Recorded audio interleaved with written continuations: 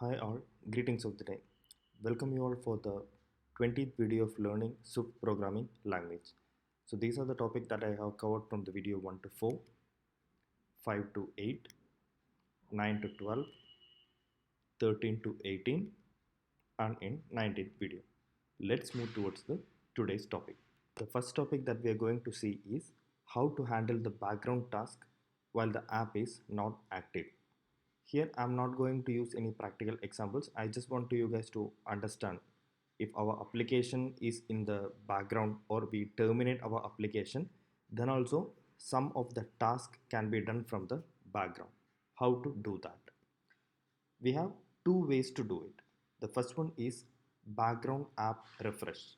So if our application is for weather or any social media applications like that, or if we want to track the location in a particular intervals, in that cases and all, we can use the background app refresh.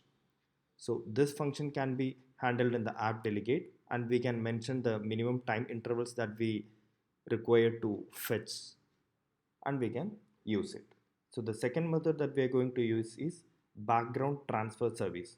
That is, if we are doing any uploading or downloading services in our application using the API and all, in that case also we can handle it from the background. That synchronization is happening in some of the applications, even we terminate the applications. In that case also, in the background, that synchronization will be happening. That is handled using this URL session. So these are the two methods that we are using for our application to handle some of the tasks from the background. Even when we terminate the application, these tasks can be handled. The next topic that we are going to see is associated types. This is mostly we are using in the protocols. The explanation of this is it is a powerful way of making protocols generic. We have seen about the generic and protocol before. Let's understand this associated type with an example. Here I have defined a protocol with the name of container and defined the two structures. That two structures will be adapted to this protocol container. So the first one is the int container and the second one is of string container. So I have used the same protocol with the two structures. In this protocol, I have defined an item. So this item doesn't have any data types. This is of associated type. That is, at the time of implementation of this protocol, it is accepting a type. That is what this associated type means. Here we have three functions as well. Let's see about the first structure, that is the int container. Here I have been adapting this item to an integer type. So here I have defined an items variable and then adding the three functions here. In the first item, I am appending to this array of integer, and in the second item just taking the count of how many items are there in this items, and then in the third one I am returning the item. So these are the three functions I have been included in the int container. The same thing I have been defined with the string container, and the protocol also same. But here for this item, I am providing the data type of string. Instead of integer we have provided here, I am providing the data type of string. That is, here in this function, I am taking an item. That is, in the first one, it accepts a string value, sorry, integer value. Here it is accepting a string value, and in the first one it will return an integer value. Here it will be returning a string value. The same protocol we have been used for the two structures, but that protocol is a generic one. At the time of implementation only, we are providing the data type for him, and it will be adapted to that based on the type we have provided. See, I have created instance for both the structures and added. So while I run this, I'll get the result as, in the first one, it will be adding the two items of integer value, and returning the item at the position of 0. So the value of 5 I'm getting. In the second struct, I'm adding this 2 string value and fetching the item at index position 1. I'm getting the output as word. So this is about the associated type. Associated type is for the protocol to make generic. The next topic that we are going to see is opaque type. The explanation of this is it will hide its return values type information. So instead of providing the exact return value, it will be providing a return value of protocol that it binds with the some keyword. So I will explain this with an example here. Here I have defined an animal protocol, and this animal protocol is adapted to the two structures here, dog and cat, and they have implemented this protocol function as well. Here I have created a function with a return type. So instead of providing the protocol here, I am mentioning like this. So this is the opaque type. We will be using the keyword of some here. It will be useful when you want to return a specific type that conforms to protocol. So this we can able to return with the animal itself. Without mentioning the some keyword, we can return with the animal also, because it will be binding to the animal protocol. This cat will be binding to the animal protocol, but we want to return a specific type that conforms to protocol, but we don't want to expose the concrete type, means we'll be using this opaque keyword. So instead of generically mentioning the animal protocol, we can mention that it is a return type, cat or dog. It is a return type that conforms to this protocol. So we are returning a specific type instead of just mentioning the protocol. So this is about the opaque type.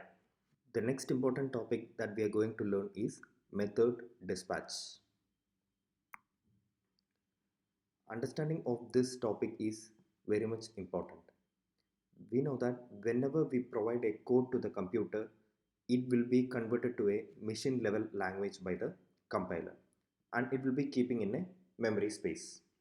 After that, if we want to execute any method, at that time CPU will search for that machine level language execution.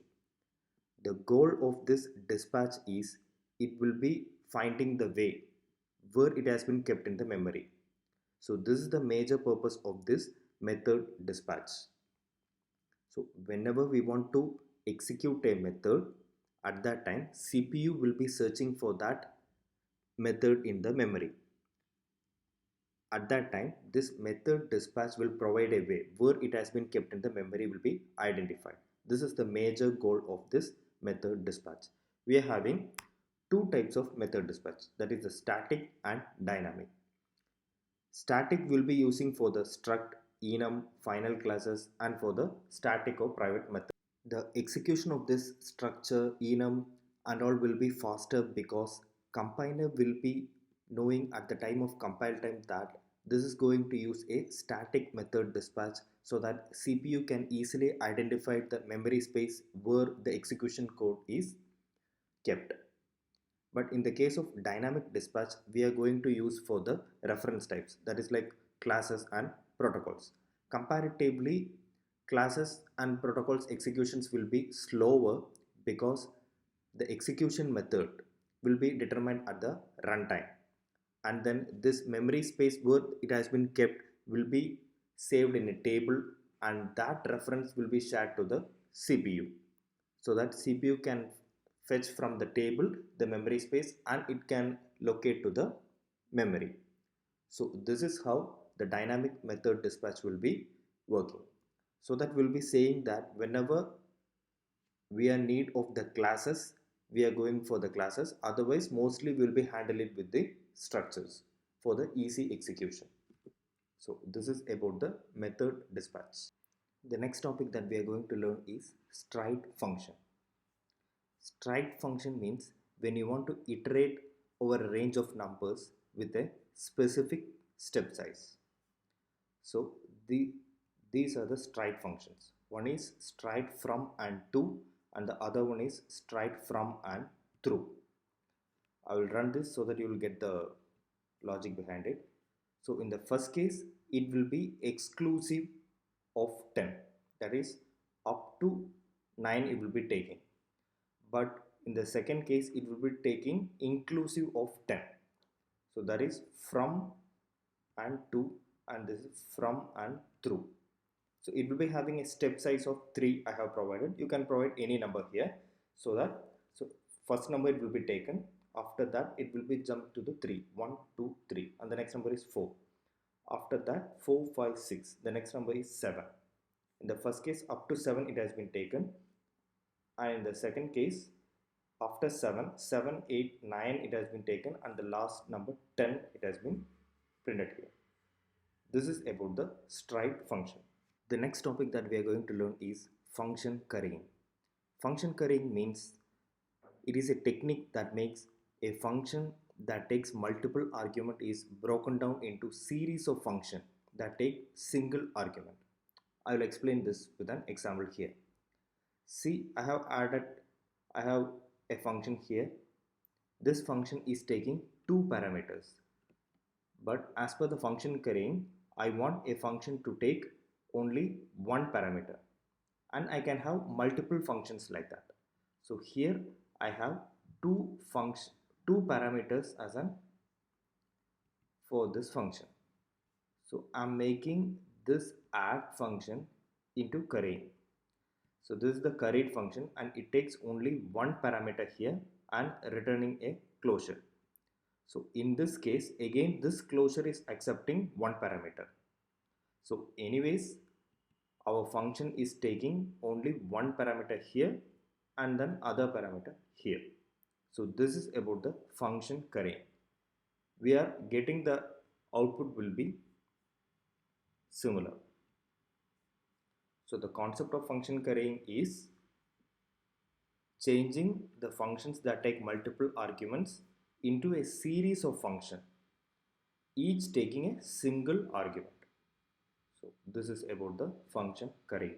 The next topic that we are going to learn is property wrapper. It is a feature that allows to define custom type of feature for a property.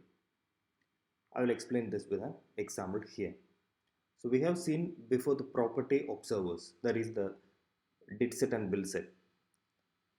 Similarly, if we want to add any particular feature for a property, that we can define from outside. See, this is a feature I have explained here of struct capitalized. It is a property wrapper, and I have added at capitalized here for this property. So whatever the value I have provided for this name property, the output will become capitalized. See, I have created an instance for this structure and provided John for this name.